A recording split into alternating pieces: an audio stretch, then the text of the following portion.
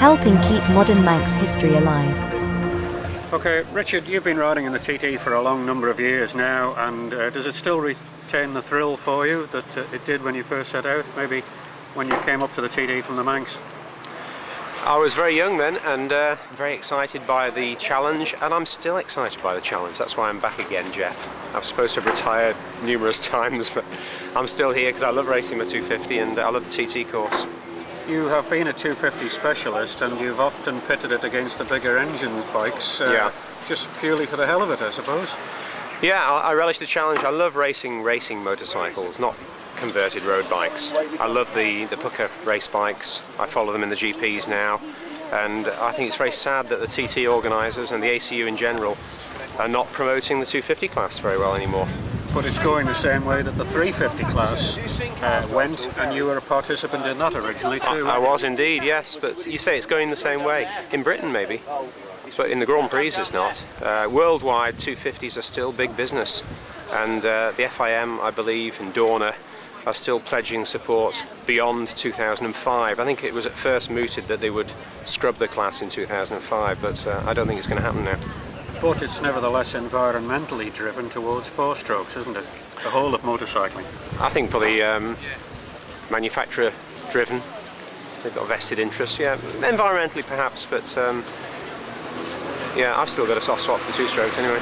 So if there's no 250 TT next year, what would you do? Would you say that'll be it? Oh, absolutely, yeah. I wouldn't bother with road bikes. They don't really excite me. You've got a very good chance this year, haven't you? Bruce Anstey looks like being the big opposition. Bruce will be quick. He's been doing a bit of racing. He did well at the Northwest, as you probably know, and he's a bit younger than I am. But yeah, I think a fair chance. I'm looking forward to it. And Glenn English, I think, is withdrawn. I think Glenn has withdrawn. I think his girlfriend's about to go into labour. So priorities. Okay, but you've got priorities of your own, and you do an accepting job as an airline pilot. It can't be easy to match these two up, not for the skill, but for time off at a busy time for your employers.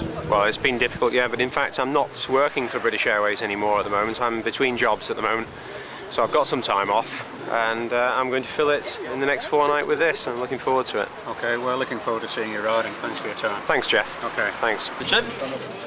See Dennis, see what you can do. Yeah.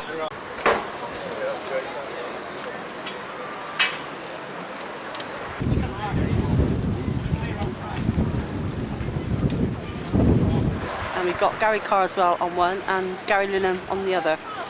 You're Chris? I'm Chris Caffyn, yeah. Yeah. Yeah. I know nothing about racing. Well, nor do I, but I've been doing it with him for about 30 odd years and I still say a bike's got two wheels and an engine, and that's as far as I go. So how long have you been coming to TT? Oh, quite a few years now. Quite a few years. We used to be with David Morris in the Chrysalis racing. Oh, yes. We used to be with them, because I'm part of the Chrysalis. Because I'm Chris and his wife was Alison, so we joined the two names together to make it the Chrysalis. So we sort of come through him really, but Steve been coming for years. Years and years, really. What was it like having a year off? Very funny. We still came over, but we've done a lot more sightseeing. You know, there's always something to learn over here, isn't there? You know, something different. And no, we do. We came over last weekend as well, but we like it over here. We'd like to retire over here in times to come, but we'll just wait and see what happens, you know. What's it like being a supporter, watching your I enjoy it. I do enjoy it. Not nerve-wracking? It is. Race days, I think, are the worst. You know, you sort of get there, because they're around so long. You think, gosh, where are they, you know? I like to be out on the circuit more than here, but of course when you've got a rider you've got to be here, naturally. But no, it's really enjoyable. I like it, yeah. How are things going preparation-wise? All right, very good, yeah, because we didn't come till yesterday. Of course, Bike Snack came over on the ferry and all that lovely weather. So they were sort of a little bit under the weather last night, so we didn't go out on early practice this morning. This is supposed to be their first practice. And it'd be Gary Linham tonight on the Ducati, so you know, we just see how it goes. He has won here before, both of them have, in the Manx Grand Prix, so they do know the circuit fairly well. And Gary Carswell lives here, so he's on his own bike tonight, but he does, you know, they both know the circuit very well, so it's great fun. We can't wait for it. And we're always back again in August for the Manx Grand Prix with some more bikes. What's it like describing the TT to people back home who have never been here? It's very difficult because, you know, I said you've got to go to believe it. You know, it's no good saying that we like it. I mean, the atmosphere is brilliant. And I say you don't get no bad feelings. They run bikers down, but there is no bad feelings between them. You might get the odd one, but, you know, you get that in anything, don't you, in football and everything. But, you know, for the amount of people here, I think it's brilliant. It's really good. And they, you know, along the prom on Mad Sundays, and that's something you've got to see. Do you think it's going to pick up again? Oh, I think it will.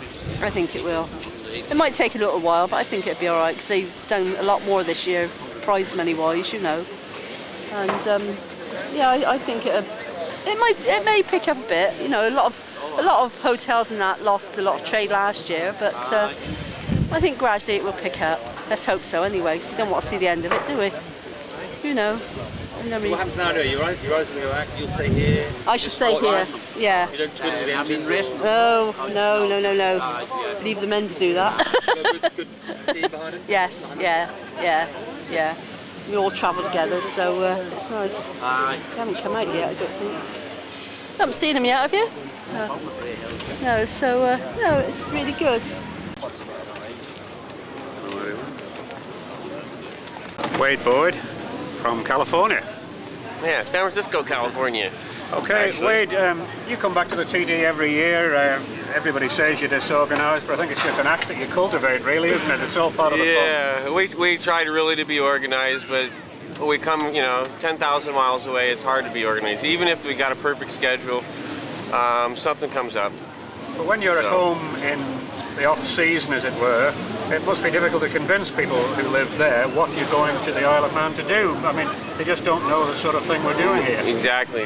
And only the real motorcycle enthusiasts kind of know that much about it. ESPN and Speed Vision have been bringing videos and stuff over, and it's made a big difference, but they don't really know, and they got an idea, but they don't know the severity of how extreme this is. There's nothing like this anywhere else in the world, but particularly in America, there's not many street circuits left, if any, are there? No, there's one or two. We actually have one in California, Donner Hill Climb, and they're trying to pattern themselves after the TT. It's a hill climb, 27 corners and 3 miles. I actually even won it one time.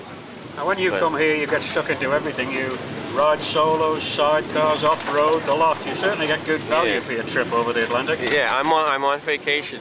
I'm a kid in a candy store. I want to play with everything. So I got a motocross ride. I'm actually here for this, for the TT, for the pavement event. But at the end of the day, you've got to make it pay somehow. Do you cover your costs with the money you get? No.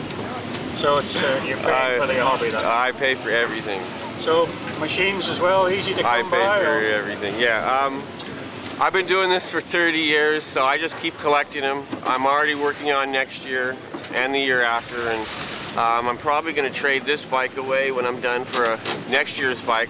We built a single, which we now don't have a singles class. There's a lot of that little Murphy's Law. Every time we do something, it isn't a guarantee until you get here. I've had 3 or 4 problems where we got equipment and we weren't allowed into it, or this or that or whatever. Like the singles now doesn't have a singles class. It took me 8 years to get a single. We hand built the single and now it's useless. We're playing with it over there, but we built it for here. Well, I'm sorry about that, but at least you always seem to enjoy yourself when you come here. Yeah. The hair is thinning a little bit for all these colours, I see. Now you've handed it over to your mechanic to carry the loyal colours. Yeah. I was told to get a haircut. I said, no, it's falling out. I don't need a haircut. Okay, we'll have a good run this year. All right, thanks a lot. Thanks. Right on. Thanks a lot. Right. We'll be having a good one. Okay. Well, if I don't dye my hair, you can't find me when it's time to change the gas. The landlord. You like the All color? right. Does it suit me? I got this totally slimed. I need a rag to clean the Rag. Just ask the next guy over. The next guy over. Got a rag in your pocket? We have to go borrow everything. That's our specialty. Don't have a rag in your pocket, do you? Are you one of your rags out here for a second? Yeah, go. All right, thanks. Look, we got one. You saved us, thanks. Richard, Milky Bar Kid, Quail, you're trading on this name and it really has been a salvation to you. I don't know where the original idea came from, but it's paid gold for you really for recognition, hasn't it? Oh, I suppose so, yeah. I mean, it's just, I was just working behind a bar on the ship in Castletown and one of the boys said, oh, he looks like the Milky Bar Kid, and ever since then it's stuck really. So. Well, it's done you no harm, has it really? Oh, well, that's it, aye. It's always so nice to have a little bit of a nickname, but it's just a bit more of a friendly atmosphere as well, isn't it? Everyone's nice and friendly. Well, you've entered into the spirit of it, certainly, but you haven't had the easiest of time with your bikes and your own injuries recently, have you, after your phenomenal ride in the 2000 TD when you were second in the production race? Yeah, I was on a roll for last year sort of thing, but this year's been a bit of a disaster to start with. I was out doing a bit of training on my mountain bike and fell off and bust my shoulder, and just that's been the start of it really. So, and then went to the northwest there last week and engines were blowing up left, right and centre, so hopefully she'll be right. But you're still only young. I mean, you're not exactly sort of panicking to get it all in the next couple of years. You'll be all right yet. Yeah, for another 5 or 6 years of the TD. Well, that's it. Yeah, you get what I mean. But it's just you want it, aren't you? You know, it's just. I was surprised you weren't offered a works bike after such a sterling performance. Yeah, I don't know. It's just one of them things, isn't it? So. Has anybody asked you at all about? No, not really. So just I've just got to do my own thing. Really, ride as hard as I can. It's expensive though to do. Well, it is. Yeah. But these things happen, don't they? You know. Hopefully, one day someone will recognise me and be right enough. Yeah. So do you think you can get into the rostrum position again at the TD? I think so. Yeah, that's the goal, like. That's the because goal. that race was run in terrible conditions, wasn't it? Yeah. I mean, it was wet. I mean, I'd rather wet now.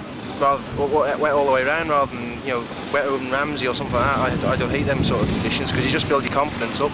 Is the course knowledge an advantage to you that you think puts you those few seconds ahead of lap? Maybe in the Manx Grand Prix, when you first start the Manx Grand Prix maybe, but when you get up to this level the boys are so good. They know it as well. Yeah, that's it. They've been doing it for years as well, so I don't know, I don't think it matters at this sort of level. So. Do you know it all, absolutely every bend? I don't know about that, I know it quite well, I always say. Some look the same though, and you can get caught out, can't you? Yeah, I mean, I know the sequences and stuff, but it's just a matter of trying to get yourself through it a little bit quicker the next time, and the next time, and the next time, you see, that's the thing, that's the key. Tricky on the run into Ramsey, I should think is the most difficult. Bumpy, yeah. It's most bumpy, it's not a comfortable ride through there, but I suppose it's in the bad conditions, poor visibility as well. It's hard to pick the curbs out because you're under the trees. And so. I hope your luck changes soon. Anyway. No worries, boy. All right, thanks. Okay, cheers, thanks. All right.